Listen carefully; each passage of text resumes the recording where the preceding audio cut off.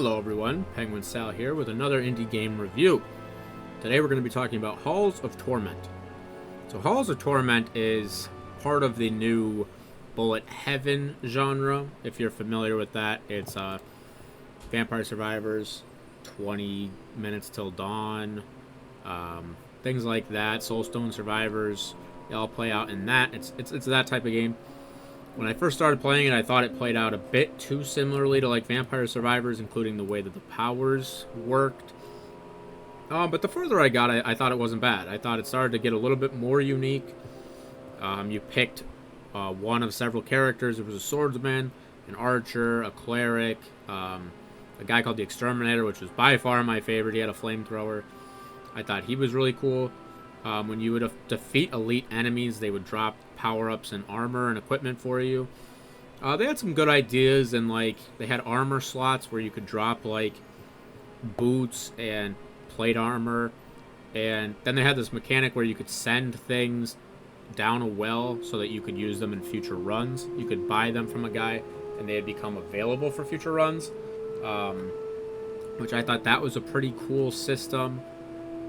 Some of the equipment seemed like that's really how you would get better in runs going forward, because like most of these games, it did have a system where you could use some currency to buy like permanent upgrades, but there seemed like that was pretty limited in what you could do on those.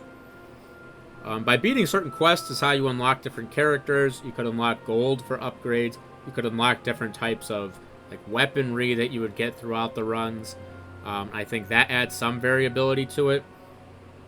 After playing it for a little while today, I don't know how much I'll really go back to it. I thought the run that we played with the guy with the flamethrower was by far the most fun.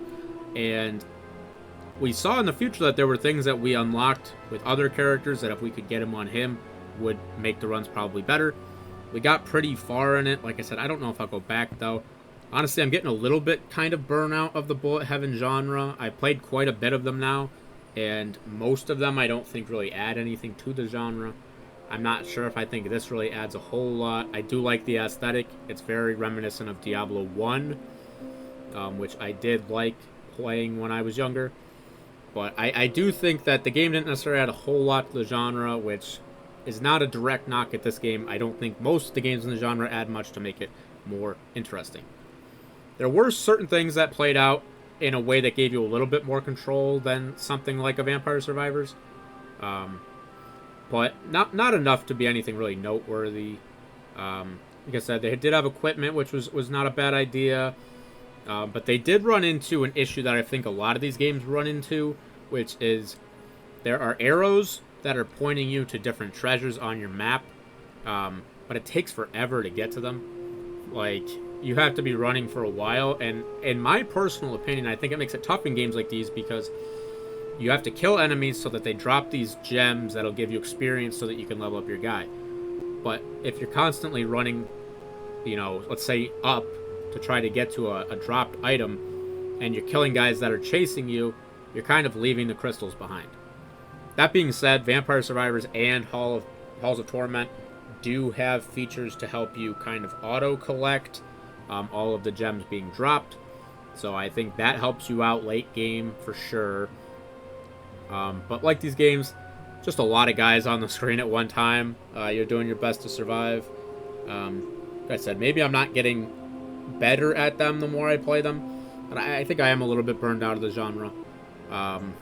You know, we'll see. I'll probably play some more in the future just because they do keep coming out and they usually have a low cost, and this was no exception on that front. But like I said, if you do like the bullet heaven genre, like a lot of people do, this one's probably up your alley. You know, I know people have liked it so far, and you know, I don't see why you couldn't like it as well.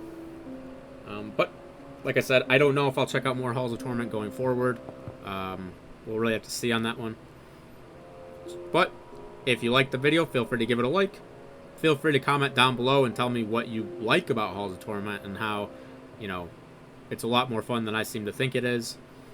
And then, you know, if you haven't subscribed to the channel and you'd like to, keep following the journey and, you know, see more of my reviews going forward. It really would help us a lot. As we're trying to keep the channel growing, subscribers go a long way in helping us out. So if you'd like to subscribe, that would help us. But I appreciate you guys watching this. I hope you enjoyed Halls of Torment, and I'll see you guys in the next video.